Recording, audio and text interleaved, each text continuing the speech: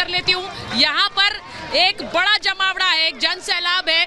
सब लोग बोलना चाह रहे हैं, प्रधानमंत्री से थैंक यू बोलना चाह रहे हैं कि एक बहुत बड़ा आयोजन हुआ है और उससे विश्व पटल पर एक भारत की जो छवि है वो किस तरह से सुदृढ़ हुई है। आपसे पूछ रही हूँ, प्रधानमंत्री को हटाने के लिए एक बैठक विपक्ष कर रहा है आज के दिन।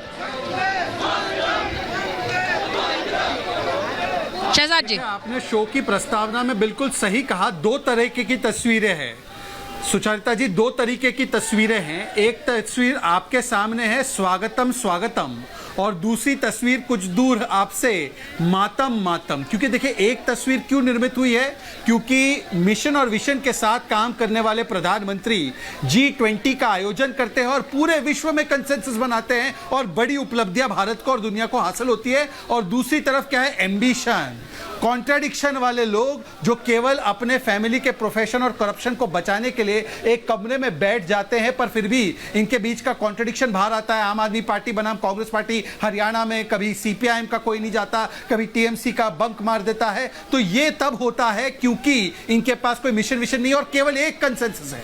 कंसेंसस तो यहां पर भी है, परंतु एक ही विषय पर कि कैसे हिंदू आस्था पर करो चोट ताकि मिले वोट बैंक का वोट। इसीलिए पवन मुड़ी जी ने क्या कहा कि हमारा तो जन्म ही हुआ है कि हम हिंदू को समाप्त करें।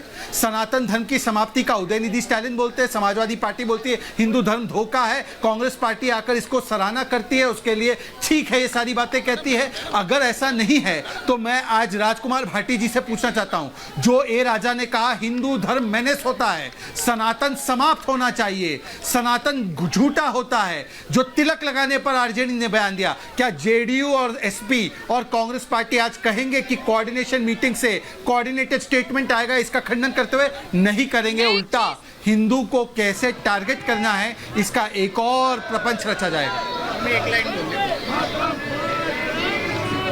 आप लोगों का एक कोऑर्डिनेशन कमेटी की बैठक हो रही है भाटी जी। ये तस्वीर अगर आप देखेंगे यहाँ पर बीजेपी मुख्यालय में, क्योंकि थोड़ी देर में प्रधानमंत्री जी यहाँ पहुंचेंगे, ऐसा लग रहा है कि एक प्रधानमंत्री नरेंद्र मोदी के स्वागत में एक जन सैलाब उमड़ा है।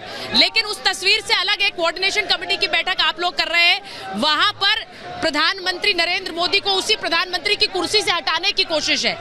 आप लोग कितने सफल हो पाएंगे उस कोऑर्डिनेशन कमेटी में? आज कुछ निकल कर आएगा, इसका इंतजार सब कर रहे हैं।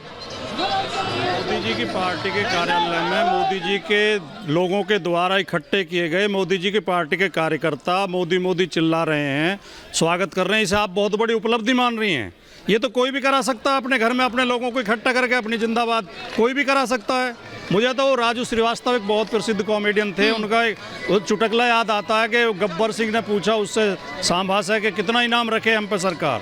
उसने कहा तुम पे कोई इनाम नहीं है, तुमसे कोई नहीं डरता, तुम खुद अपने पोस्टर छपवाते हो और फर्जी चिपकाते हो, तुम्हारा कुछ कोई आतंक नहीं है कहीं। तो वो लग रहा है मोदी जी का अब कोई इज्जत दूसरा तो कर नहीं रहा, इसमें तो खूब अपमान करा दिया देश का। जो G20 का आयोजन था उसमें मोदी जी ने इतना अपमान देश का कराया कि पूरी दुनिया में बदनामी हुई है कि भारत का प्रधानमंत्री मीडिया से डरता है, प्रेस कॉन्फ्रेंस से डरता है, प्रेस के सामने नहीं आना चाहता।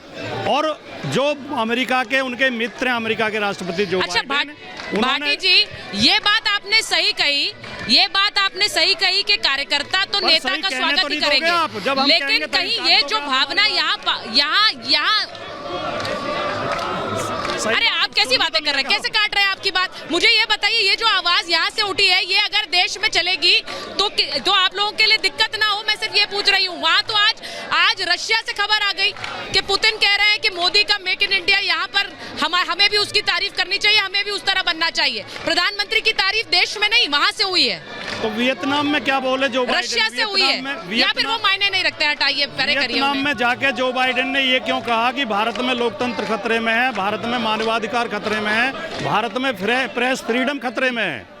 जो बाइडेन कोई मामूली कोई सभासद तो है नहीं, किसी वार्ड मेंबर तो है नहीं, या कोई साधारण आदमी तो है नहीं। दुनिया के सबसे प्राचीन लोकतंत्र के राष्ट्रपति हैं और जिनकी मोदी जी तारीफ करते हुए नहीं थकते। उन जो बाइडेन ने क्यों ये कहा? अमेरिका की मीडिया में ये क्यों छप रहा है कि अमेरिका के प्रशासन ने प्रयास किया था कि मोदी जी मीडिया के सामने आए, लेकिन उन्होंने इनकार कर दिया। हमने बार बार पत्र लिखे उन्हें, लेकिन उनकी हिम्मत नहीं हुई मीडिया के सामने आने की। ये क्या हो रहा है? और जो आयोजन G20 का, देखिए ये 20 साल में कोई भी प्रधानमंत्री होता, किसी की भी सरकार होती, 2003 में हमारे देश में आयोजन हुआ था, 20 साल बाद 2023 में होना ही था। ये G20 का जो संविधान है उसके अनुसार जरूरी था, लेकिन जो इंडोनेशिया ने 350 करोड़ में आयोजन कर दिया, उसके लिए इन्होंने 4100 करोड़ रुपए क्यों खर्च किए? इन सवालों को कौन पूछेगा? और उस भारत मंडपम में जिसके बहुत गुण गा रहे थे, मेहमान बाहर निकले भी नहीं थे कि उसमें पानी भर गया। इतनी खराब व्यवस्था। और जो CNN का रिपोर्टर दिल्ली की सड़कों पे खड़े होकर कह रहा था कि मोदी जी G20 के बहाने तो अपनी पार्टी का प्रचार कर रहे हैं,